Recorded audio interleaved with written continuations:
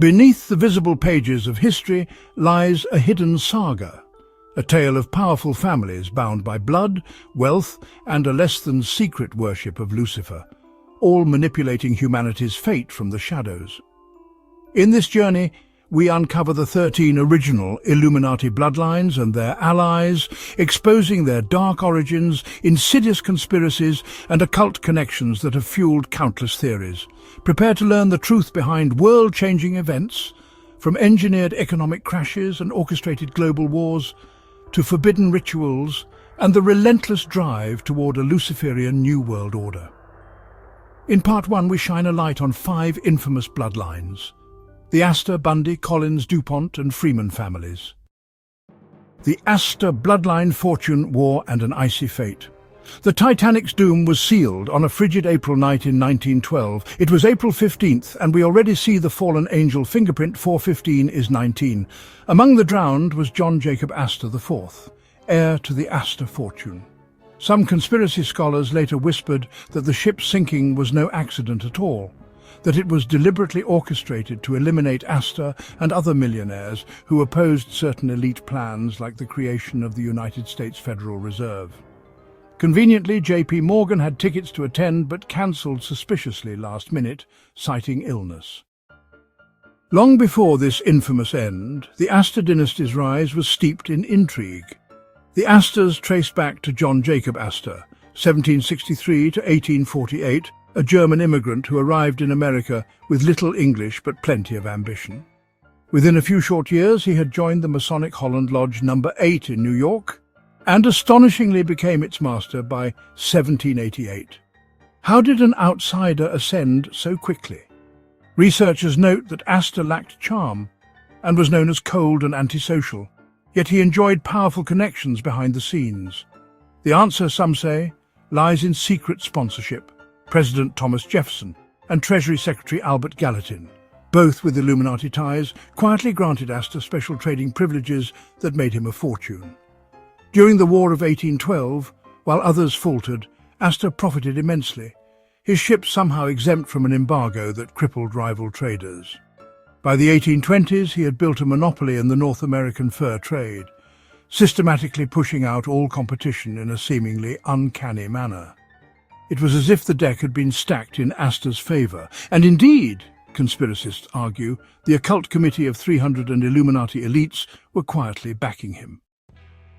With wealth won from furs, opium smuggling, and shady land deals, the Astors became one of America's richest families. John Jacob Astor's involvement in the opium trade, he publicly quit in 1818, and his ability to foresee market moves suggest he had access to inside information from powerful patrons.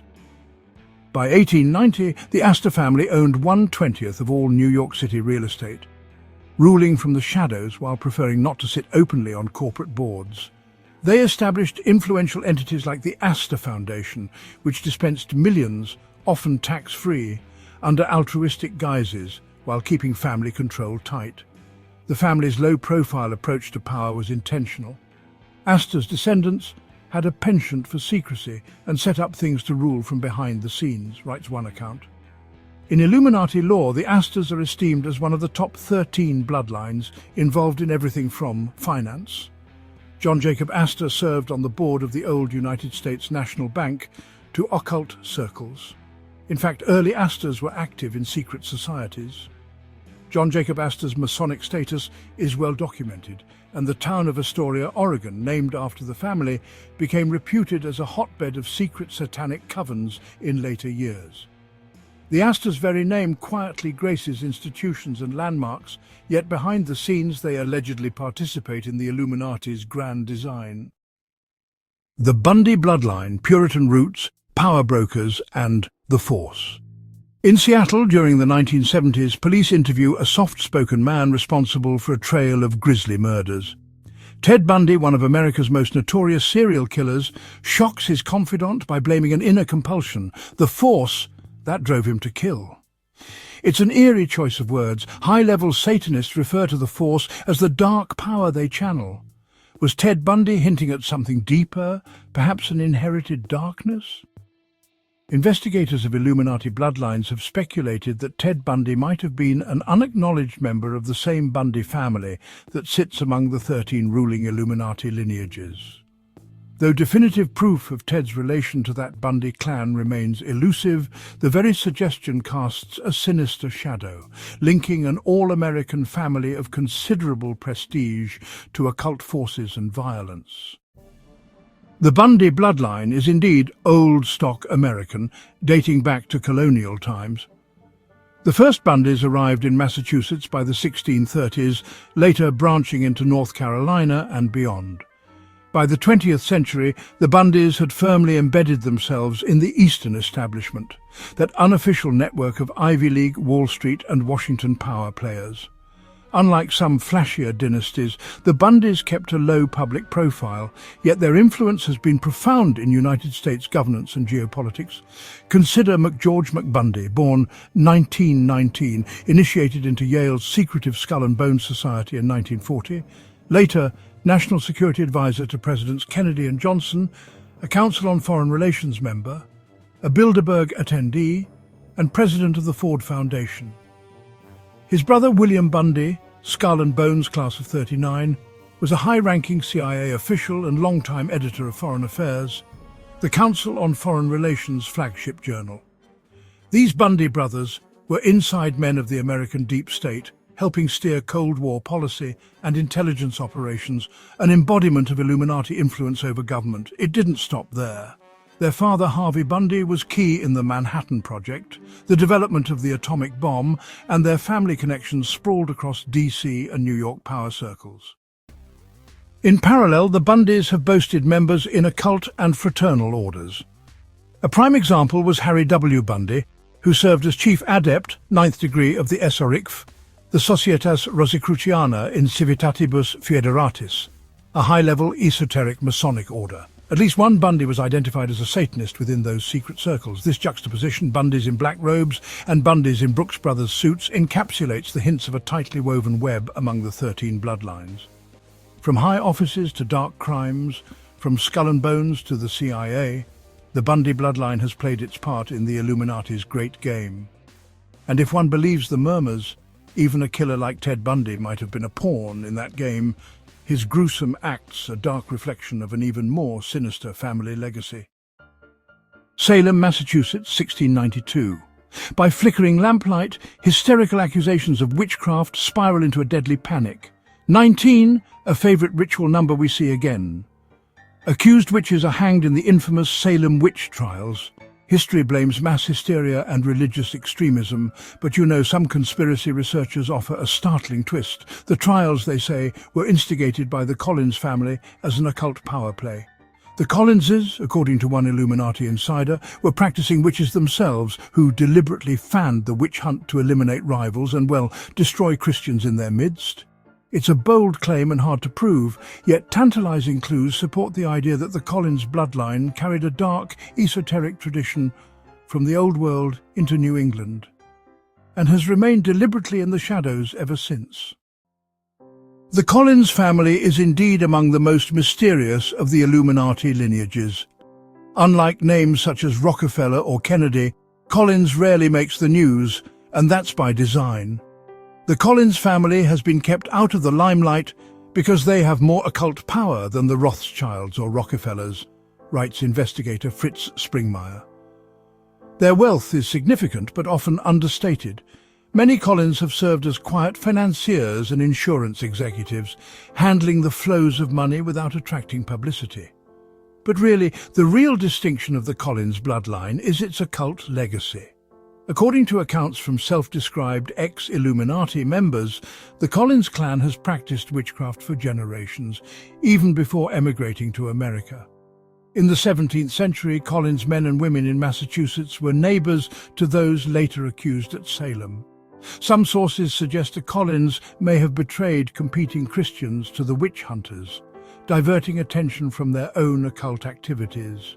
It's a dark irony, one of colonial America's noble families potentially orchestrating a tragedy to protect and empower itself. Through the 18th and 19th centuries, the Collins family spread its influence. John Collins became the third governor of Rhode Island, and another Collins served as governor of Delaware, proof that Collinses were entrenched in the early American elite. Their blood intermingled with other powerful lines. Notably, a branch of Collinses changed their surname to Todd, which in the next century would produce persons deeply involved in secret societies. Illuminati watchers point out that John Todd, a controversial figure who claimed to be a defector from satanic Illuminati circles in the 1970s, was born Lance Collins, allegedly a direct Collins descendant. This detail takes on new significance when we consider Abraham Lincoln's wife, Mary Todd Lincoln. Mary Todd was born into the affluent Todd family of Lexington, Kentucky, a clan woven deeply into the social and political fabric of the South. Her father, Robert Smith Todd, was a banker, politician and plantation owner, with the kind of connections that placed the family among the regional elite. When Mary married Abraham Lincoln in 1842, she not only became First Lady, but also brought Lincoln into proximity with the Todd network, and, if the Collins-Todd theory holds true, into the orbit of one of the Illuminati's most secretive bloodlines. The occult thread running through this possibility becomes even more striking when examining Mary's personal life.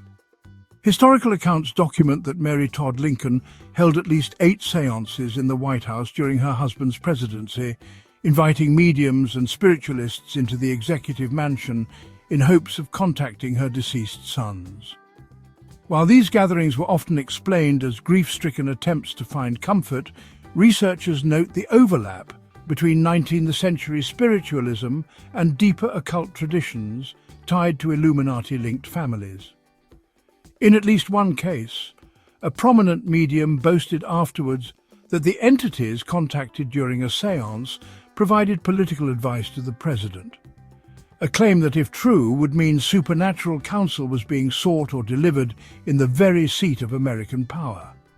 And then there is the president himself. Separate from the Collins-Todd connection, Lincoln is rumoured in certain research circles to have been a secret Rothschild, a claim supported by documented evidence compelling enough to merit its own in-depth breakdown. That video will come separately, but if true, it would mean the marriage of Abraham Lincoln and Mary Todd joined 2 powerful Illuminati-linked bloodlines at the highest office in the United States, a theme you will see frequently which adds to its credibility. If this Todd branch was indeed an alias of the Collins occult bloodline, Mary Todd Lincoln's marriage would have symbolically and genetically linked the US presidency to the same hidden dynastic web. Whether Lincoln himself was aware of such a lineage is unknown, but the fact remains, through his wife, a First Lady who openly embraced spiritualist practices inside the nation's highest office, and through his own rumoured heritage, the president's household was tied to family names whispered to be among the most potent in the Illuminati hierarchy. The British Collins family branch, interestingly, is said to have Jewish origins and even to have changed their name at one point, possibly tying into the Bauer family that birthed the Rothschilds. This hints that Collins and Rothschild bloodlines may have intertwined, a convergence of occult dynasties. The Collins' influence in occult matters is legendary among conspiracy researchers. They are often linked to the so-called Grand Druid Council, a secret high council of witches, and are credited with an outsized role in guiding Illuminati spiritual practices. Isaac Bonewits, a modern Druid leader, once wrote openly that a grandmother of an Illuminati witchcraft coven was a Collins by birth. Even within mainstream secret societies, the Collins imprint appears. For example, a prominent 19th century Collins descendant, William Collins Whitney, was a Skull and Bones initiate whose family, the Whitneys, married into other elite lines. But true to form, the Collins family itself keeps out of public view. Springmeyer notes that even with years of research, he could only rank his knowledge of Collins' influence as 10 out of 100, so well guarded are their secrets. Still, what has emerged is chilling evidence of satanic rituals, black magic and orchestrated events meant to mould history. If the Collins family indeed possesses the greatest occult power among the Illuminati bloodlines, they prefer to wield it from behind the throne, quietly whispering into the ears of kings, presidents and popes, while the world remains unaware of the sorcerers in its midst. The DuPont bloodline, aristocrats of industry and occult science. On a spring day in the year 1893, newspapers in Kentucky heaped praise on Alfred Victor DuPont, a pillar of the community and successful businessman. What they failed to report was the scandalous truth. Alfred had dropped dead in a brothel, his body hastily retrieved by a DuPont relative to hush up the matter. The incident was swiftly covered up, illustrating a pattern: the DuPont family's ability to control the press and burnish their public image. The DuPonts, one of America's wealthiest and most powerful families, have long been adept at hiding their secrets, and there are, well, many. Known as merchants of death for dominating the explosives and munitions industry, the DuPont bloodline story is a fusion of business empire, political clout, and alleged occult heritage. The House of DuPont originated in France.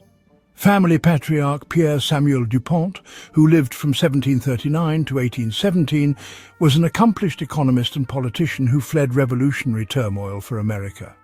Notably, Pierre was steeped in esoteric practices. His mother taught him to be a spirit medium in his youth, though he later publicly denied this to protect his reputation. The DuPont claimed noble blood and possibly even a connection to the royal Merovingian bloodline. Some researchers speculate Pierre's wife's lineage tied back to the House of David, lending the family a kind of occult divine right. In America, Pierre's son, Eleuthère Irénée DuPont, founded A.I. DuPont de Nemours and Company in 1802, starting as a gunpowder manufacturer on the banks of the Brandywine River in Delaware. Here, the DuPont saga takes on its Illuminati hue.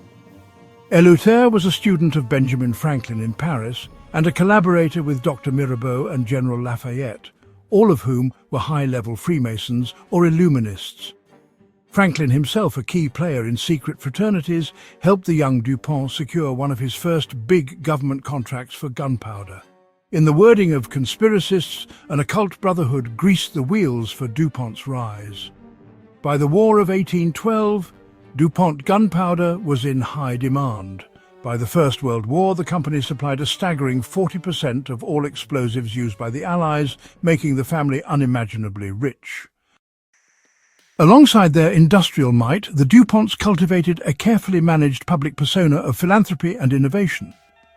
Better living through chemistry was their slogan, even as their products like dynamite, leaded gas and freon sometimes wreaked havoc. But behind the genteel facade lay occult interests and alliances. The DuPonts intermarried with other Illuminati families such as the Balls and Gardners, known to be active in Illuminati and satanic circles. The late 19th century DuPonts were closely tied to elite Freemasonry and quasi-Rosicrucian groups in both France and America. Pierre Samuel's close correspondence with Thomas Jefferson helped shape America's founding documents with Enlightenment deist language. A deist view holds that a creator exists, but does not intervene in the universe's affairs, instead allowing it to operate according to natural laws, rejecting organized religion and divine revelation, while emphasizing reason, morality, and observation of the natural world as the primary ways to understand God. The phrase "nature's God" in the Declaration of Independence reflects this perspective, one that Pierre and Jefferson shared. The family's penchant for secret societies extended into the 20th century. Several DuPont men were Freemasons of high degree. The DuPonts also had representation in the Council on Foreign Relations. Family consigliere Irving Saul Shapiro sat on the CFR and even chaired the DuPont Company in the 1970s. Through Shapiro and others, the DuPonts formed a bridge between industry and the emerging framework of global governance, quietly supporting one-world ideas. In Illuminati research circles, the DuPont bloodline is considered a top-tier family, a dynasty of satanic royalty, as Springmeyer calls them. Their riches allowed them to tidy up their history. Indeed, DuPont-sponsored histories omit the more nefarious details of their past. Yet the clues slip through. The DuPonts have shown extreme sensitivity to negative publicity, as evidenced by the lengths taken to cover up scandals like Alfred's death in the brothel. They wielded local political power in Delaware like a private fiefdom, at times virtually owning the state government. During the 1920s and 30s, DuPont investments extended into General Motors, United States Steel and international chemical cartels, until antitrust actions forced some divestment in the 1950s. Rumors even swirl of DuPont involvement in eugenics and mind control experiments through generous funding of certain research programs. The company's later entanglement in environmental and health scandals hints at a willingness to push boundaries secretly. The occult dimension persists. One of the strangest tales involves a modern DuPont family member convicted in the 1990s for heinous crimes, whose courtroom behavior and claims of delusions led some to suspect he had been the victim or perhaps the perpetrator of Illuminati programming. While speculative, it underscores the mystique that surrounds this family. Freeman, the name sounds common, almost anonymous. Unlike dynasties who lend their names to banks or universities, the Freeman family has remained largely invisible to the public, but, in conspiracy lore, the Freemans emerged from obscurity in a rather startling way.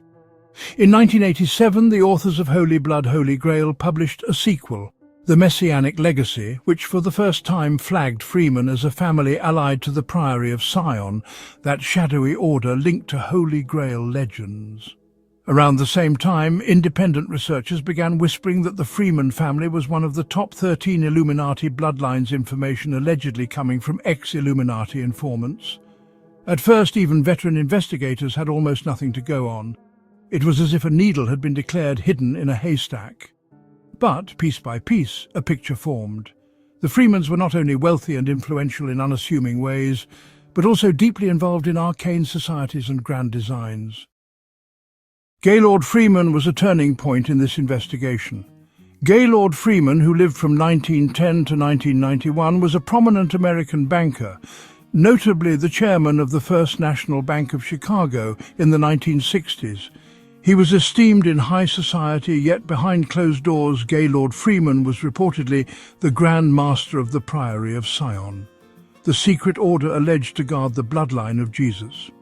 If true, this one fact confirms the Freeman family's Illuminati standing, since the Priory, according to disputed documents, counted among its Grand Masters the likes of Leonardo da Vinci and Victor Hugo, and in the 20th century handed the reins to an American banker, Freeman, to steer its occult mission. Moreover, it's said that Gaylord Freeman and two other Freemans in Chicago collaborated with the Rothschild banking group on covert projects. The implication is clear.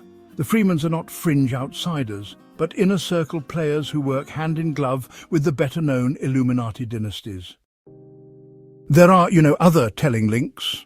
A member of the Freeman family actually co-founded Aleister Crowley's OTO, the Ordo Templi Orientis, which is, a rather notorious occult society. Another Freeman is listed as a Skull and Bones initiate at Yale, yet another was a leading figure in the ADL, the Anti-Defamation League.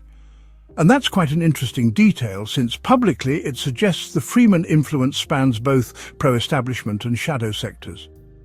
The ADL, as we will cover later, is as insidious an organization as you'd expect from the families involved. The family has produced numerous lawyers, psychiatrists and scientists, and some of them have explored cutting-edge fields like genetics and mind sciences. Illuminati researchers often note that Illuminati families tend to steer their children into fields useful for social engineering. Indeed, there's even a document that catalogues the books authored by various Freemans with, esoteric-sounding titles that hint at mystical or conspiratorial leanings. And rather significantly, the Freeman bloodline appears to intersect with the Mormon hierarchy. Remarkably, every president of the LDS or Mormon Church down to the 1990s was descended from just a few interrelated families. And yes, one of those key families was Freeman. The Mormon leadership's genealogical concentration has certainly raised eyebrows among those who suspect the church itself was influenced by Illuminati bloodlines. The Freemans also connect to the arcane Priory of Sion network in another way. One account describes a Freeman family member involved with Guardian Assurance Company in London, a firm with ties to the Priory in certain research circles. While the exact identity is disputed, the example illustrates how Freeman influence extended beyond American finance and into old-world institutions, with alleged links to European esoteric orders. The family's presence in England and Europe suggests their roots or alliances might trace back to older strains of Illuminism. In fact, one Freeman patriarch recounted that when he visited Barnstaple in England, whence his ancestors hailed, the local English Freemans treated him as a royal guest. It appears the Freeman bloodline was quietly revered in certain circles, as if those in the know recognized them as part of the family. The Illuminati family, that is. If the Freemans have a specialty within the Illuminati grand plan, it may well be in the sphere of global unity and religious control. Several Freemans have been leaders in ecumenical and interfaith efforts, aligning with the Rockefeller-funded One World Religion initiatives. For example, one high-ranking Freemason named Henry Freeman helped coordinate between churches and United Nations-linked NGOs in the 1980s. The Freeman motto might as well be internationalist, a label David Rockefeller noted with pride when describing himself and families like his as conspirators for a more integrated global political and economic structure. One world, if you will. Indeed, if Rockefeller stands guilty of that charge, as he famously wrote, then the Freemans are his partners in that crime of globalization. Ultimately, the Freeman bloodline does exemplify the Illuminati knack for working in silence. They don't have famous mansions or television coverage, but they weave their influence through hidden handshakes and boardroom whispers. Whether it's steering a secretive European order, co-founding occult fraternities, or shaping policies in finance and religion, the Freemans operate behind a veil. In a way, their very name, Freeman, a term for an emancipated person in medieval times, is, well, rather ironic, for they allegedly seek to bind the world under a unified control. If other bloodlines build the visible institutions of power, the Freemans supply the glue that holds the Illuminati's great plan together, quietly coordinating from the shadows, free in name but bound by oath to Sion.